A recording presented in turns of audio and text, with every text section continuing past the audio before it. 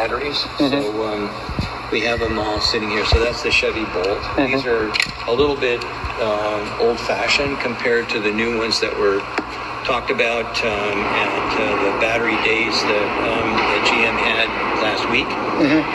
But so GM had a battery day, and they were... Yeah, they had a battery day. They brought in a bunch of investors and whatnot. It was last week, and they talked about their new battery, which is also by LG, and it's called an 811, which means that it has very little cobalt in it, and it's a pouch style, so it looks like...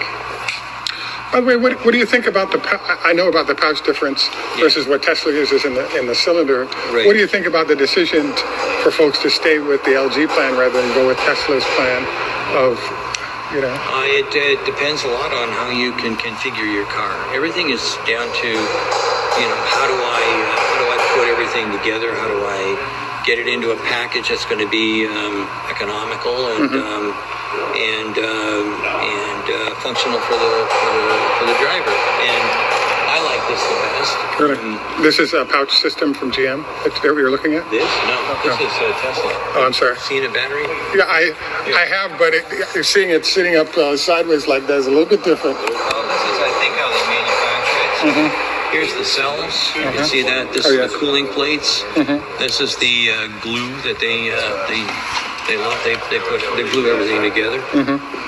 These are the collector plates. These are the little teeny tiny wires. Okay. You can see the little teeny tiny wires that one goes to the side, one goes to the top of each one of those different batteries. Yeah, so it's a very intricate kind of a style. But to me, I look at the profile and everything about it is appealing as far as I'm concerned. Why do you think competitors haven't adopted it, given how successful Tesla's been with it? Well, it could be that maybe they don't have Panasonic as a partner. I don't know. But for me, that's the way I would go. I might change the configuration a little bit, make it easier for automated assembly, but apart from that, no, looks good to me. I didn't know about the glue in here. I guess. Oh yeah. What's the logic of all that glue, you think? No movement. I don't want anything moving, and that glue holds everything in place. Elon Musk is the greatest salesman in the world. He paints this vision of an unlimited future, aided and abetted by some analysts who say, I mean, it's like it's like Elon Musk has been beamed down from another planet to show us mortals how to run a company. The fact is, it's a constant cash drain.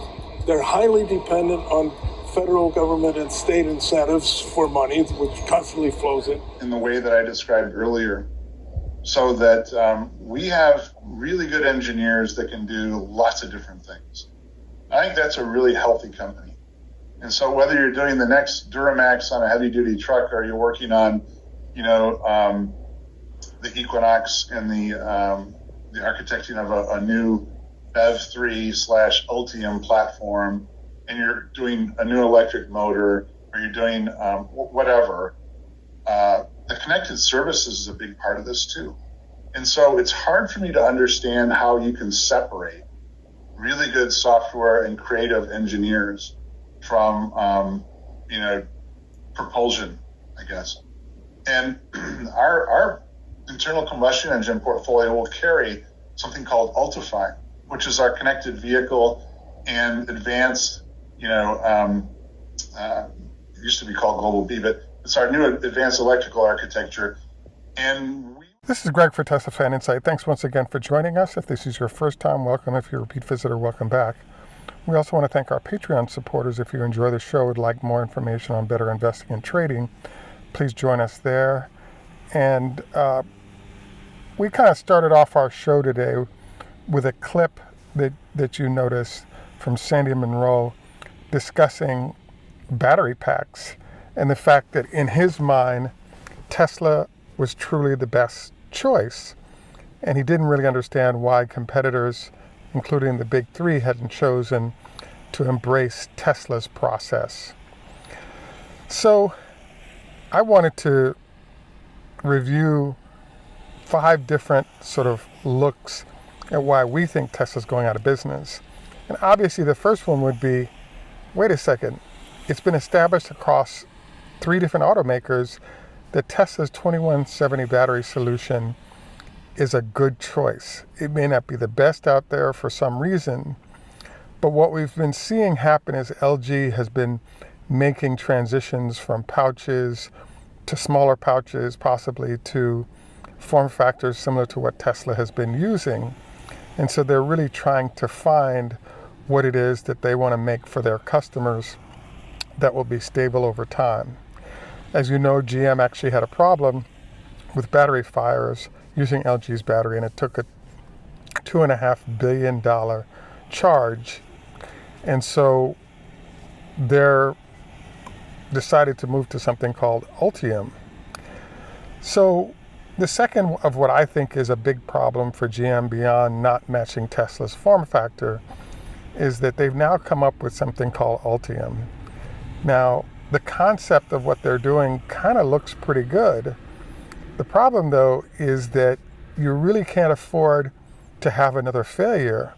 So that solution needs at least 1 million, if not 2 million miles worth of traffic to determine if there are issues that were unknown.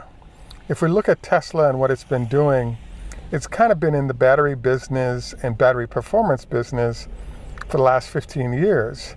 GM has been relying on LG to provide their solution, and now they're choosing to design and present their own solution.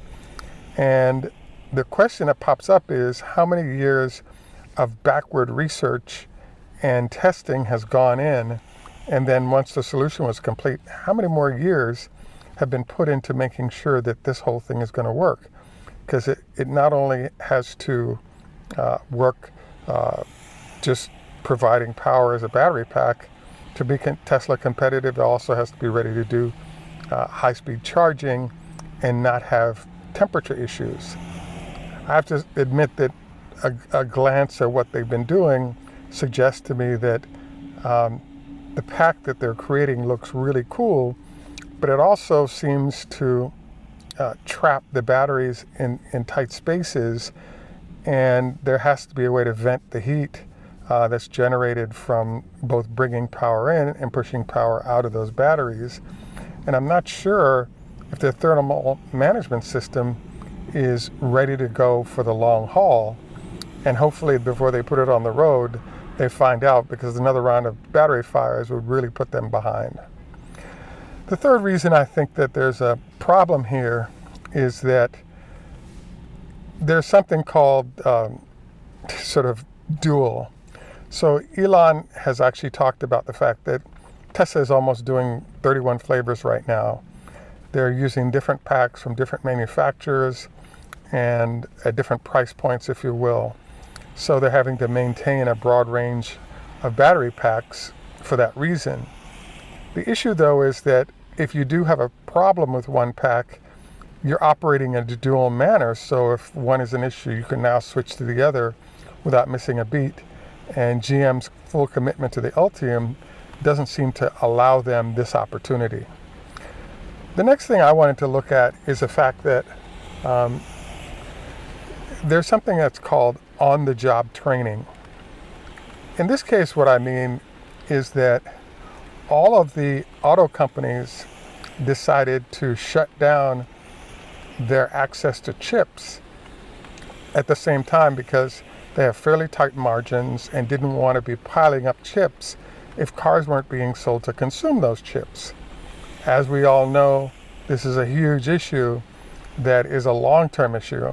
There were some executives that were saying the chip issue would be a 6 weeks to 3 month situation, and it's turned out to be multiple years. So this brings up sort of item number 4 that I think is an important issue when we look at places like GM, and that is the fact that Elon, for example, is not only a great programmer and knows that side of the house and chose things like open source Linux instead of what people usually choose, but he's also an experienced manager of chips. So Tesla actually designed its own chips, and they've been able to rotate to other chips because of how they're configured on the hardware and software side when it comes to chips. But these kind of decisions reflect a seasoned manager in that space. Almost the fact that you need a semiconductor executive that's on staff with large numbers of years of experience that lends itself to them being helpful in the process of making the decisions on what kind of chips to use, etc. And so, yes, GM made the same mistake as a lot of other auto companies, but it shows that all these folks are learning how to manage chips and semiconductors and possibly designing their own chips to get them produced. But their lack of experience in the next stage of what's going to happen in automobiles, particularly semiconductor space, is potentially a deadly issue, and we'll see if they can successfully navigate this. The fifth item I'm kind of surprised by is there's a huge discussion going on by the CEO of GM and others that they plan to spend as much as $35 billion to catch up with Tesla by 2025. Well, this is actually sounds like when you make a dollar commitment of that level, it gives the impression that, hey, we're serious and we're going to make progress without a doubt to make this shift into the electric world. I would say a subtext of this whole thing is just the fact that hatred of electric vehicles is built into the DNA of GM, and they've been fighting this battle for a long time. So as we move into the semiconductor and software world, one of the things that most of the big companies like Cisco, even HP and others have found is that there's a process where you'll see a spin-off of operations for a startup, let that germinate and start working, and then those entities are brought back into the company going forward. So I really think Ford's approach of splitting off EVs is actually consistent with the overtime lessons that have been found in Silicon Valley, because what can happen is folks that are working on something could very much find a very small way to sabotage the transition, whereas if they were in a freestanding operation, that operation was really dependent on everybody pulling together and having that work. And so I was really thinking about the fact that GM is sort of climbing the learning curve of this whole world of what chips to choose, should we design our own, what software to use, what battery form factor to use, should you manufacture yourself or buy from others. There are all these new realms that GM is learning and is not an expert on, but they need to climb that learning curve and execution curve very quickly in order not to lose the entire market to entities like Tesla. So I really think that they're doing a good job of answering hard questions about, are we committed, et cetera. But we're not really seeing signs that their operating fundamentals embrace the reality of the new realm that they're entering. So just spending a lot of money doesn't really get you anywhere. In fact, I think one of the most brilliant moves they could do to cut the cycle time to deliver vehicles is either doing a joint venture or buying a Rivian or a Lucid, because they now get all those Tesla engineers combined with successfully operating entities. They can now port over to GM and rapidly close the gap with Tesla rather than trying to start and build from scratch where they'd like to go. So I really hope they succeed, because I know a lot of people that work there, we want them to be successful. But the number of moves being made demonstrated over time of relying on suppliers in the same way that they did previously. I actually have to admit that I kind of blew it relative to understanding this process better, because GM, like myself, thought that LG, because they'd been doing laptop batteries for a long time, totally had a mastery of the space. And in reality, GM went to LG thinking they were the masters, but it turns out that LG was simply using the unpatented work on automobiles with these batteries from Tesla, and then finishing out the rest of it themselves. And so why doesn't GM simply go directly to Tesla rather than use a middleman in the form of LG? Easy. The answer is that there's some animosity there relative to working with a competitor. And this is why VW and others are way ahead of GM in terms of the number of vehicles out and running successfully, because instead of sort of working with Tesla as VW did, they've created a fairly animus. There's a war there where GM is still working to make sure Tesla can't sell in many places directly to customers and other techniques. So they've created sort of bad blood that I think is not a wise move if you're trying to close the gap on a company that is willing to extend help as you try to get your product successfully onto the market. So overall, I would say that I think GM is going to make a strong effort. The challenge that's popping up is that it's easy to assume you can close the gap quickly because the core competencies that are required to do so can easily be met. And we found other competitors haven't been able to do it. And I believe it's going to take GM longer than expected to close that gap. The final note I wanted to make on all this is that I was very surprised at Mary Barra making her "we will catch up by 2025" comments. We're going to spend $35 billion. And then all of a sudden, we're now hearing her and other members of the GM staff walking that back, and in particular talking about how long it's going to take for them to actually solve even the chip problems for the non-electric vehicles, what says the large number of chips, 10 times the number of chips required for electric vehicles than for ICE vehicles, problem as well because of the chip shortage. I just, have to say that on this final note, I'm blown away chuckling because basically GM indicated that they'd have no chip problems because they would simply go to the manufacturers and say, we're GM, we will buy a lot, so you guys need to do what we need to do. Well, it turns out that GM is competing as a $50 to $80 billion company. They're competing with Apple at $1.5 trillion, or maybe a trillion now, that's buying chips ahead of them. So their weight in the marketplace is way less than they had expected. Hence one of the many reasons why they're still having shortages of cars and chips, etc. And it's the same thing across a number of auto companies.